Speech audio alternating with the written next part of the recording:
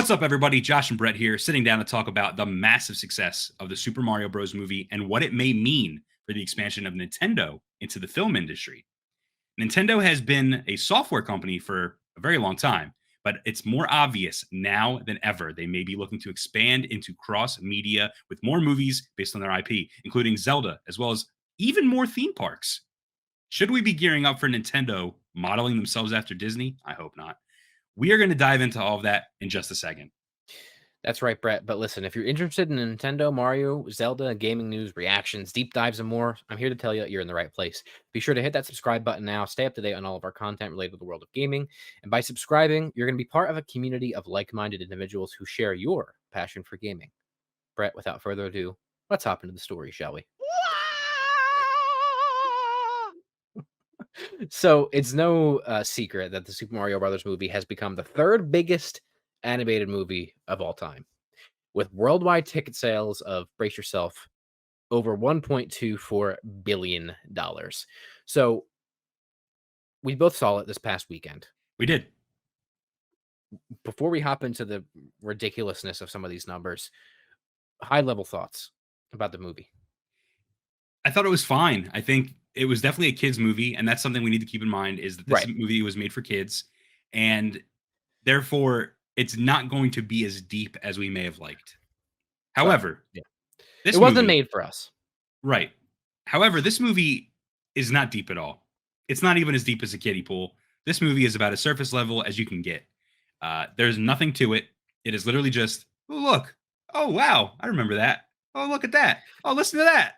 The Yeah. movie. It is Member Berries, the movie. Right. It is. And that's cool. And I had fun with you guys doing that and making jokes and laughing at the faces that the characters were making and the voices of the characters, which we did not care for either for most part. Um, Yeah. so I gave it like a 3.5 or a 3 or something like that out of 5 stars. Yeah. It was fine. And I think that as a kids movie, it was probably awesome. Oh, Kids yeah, probably loved it. for sure. My favorite part is fucking Punished Luna, dude. Luma.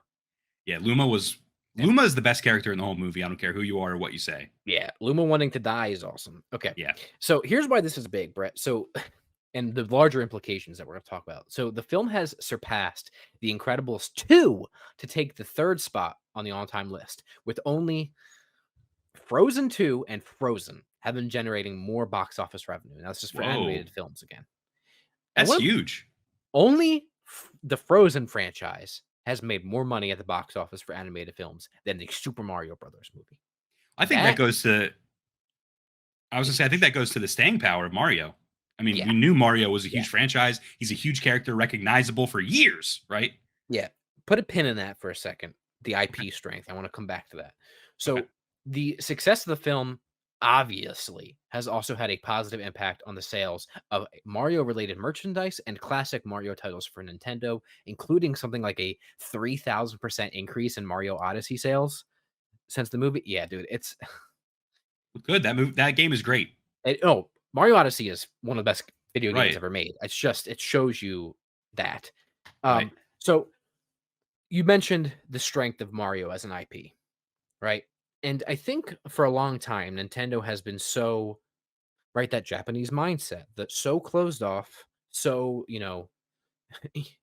behind their own brick wall, so apprehensive to let people touch their IP. And what they've done with that is build some of the strongest intellectual properties in the history of media. You have people salivating at just the thought of being able to make something with that Right. IP. Mario, Pikmin, Kirby, Animal Zelda, Crossing. Animal Crossing, Pokemon, they have a large hand in that. So I think Nintendo with this movie is going to start to realize, oh shit, um, yeah, we can make a lot of money and continue to build the strength of our IP with trusted partners, Right. right? So where this comes into play is that apparently the Tears of the Kingdom team is interested in making a Zelda movie after seeing the success of Mario. So despite the success of the Super Mario Brother movie, there are obviously no current plans for a Legend of Zelda movie from Nintendo. But producer Eiji Onuma expressed interest in the possibility. CEO Shuntaro Furukawa Jesus, so sorry, has indicated that the company is not rushing into any new film projects based on Nintendo characters. However, the director of the latest Zelda game, Hidemaru Fujibayashi, dude, so sorry, suggested that fan support could potentially make a difference in making a Zelda movie a reality in the future. So, yeah, whatever. That's all cool and fine. And if you want the Zelda movie, let them know.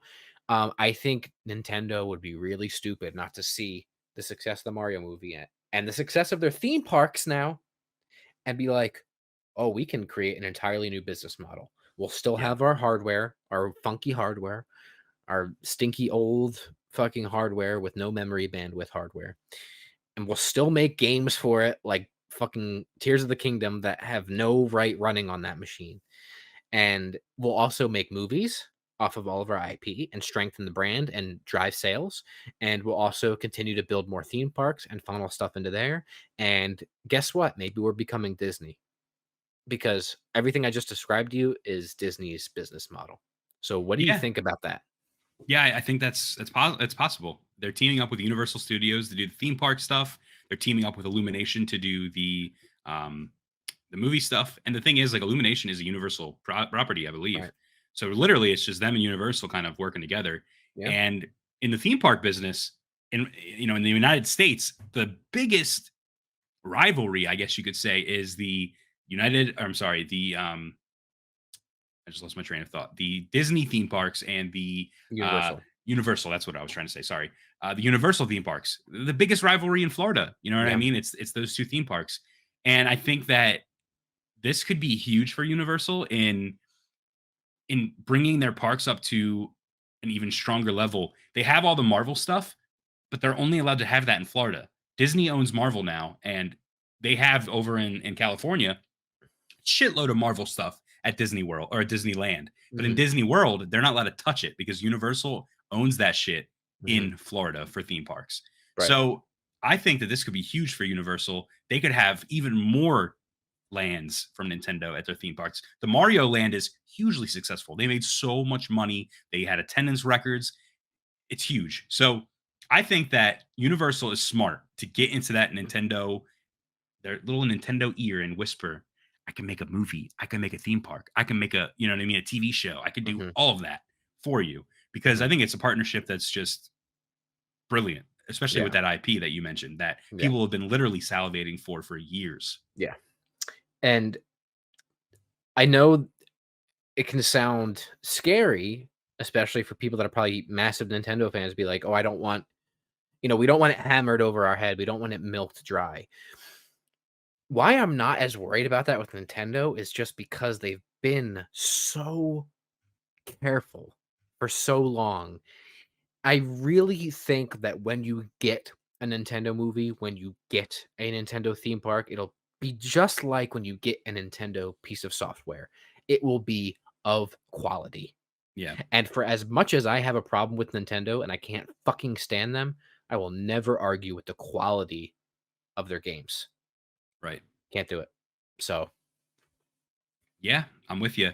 I know that like they're making stuff for kids because that's what they do. They make video games for kids, but I think that maybe making something more for the teen audience or the young adult audience, like a Zelda mhm, anime series or an animated series in general, a little not adult oriented, but more they can mature. allow for a little bit more, yeah, a little mature. They can allow the violence and Yeah. whatnot. I think Um, the Tears of the Kingdom narrative has some of that in there. It does, and that's why I'm saying I kinda wish that Yeah. I hope that if they do, they lean into that, and it's not like a bright, friendly, fluffy thing because Zelda right now is dark. Oh, yeah. It's in a dark spot, and I think that if they could capture that essence into a series or a Mhm. movie, I think more adults will go and see that, Yeah. less children probably. Yeah. So I'd be so all over that. F-Zero could be a Ooh. great series to do something with Captain Falcon, um, Dude. Star Fox, Yes, dude. Oh, yes. so Yeah. Ooh. There's an F-Zero anime. Just saying. There already is one. Ooh. Yeah, I didn't even think about that. That's good. I like that. So we'll see. Only Yeah. time will tell.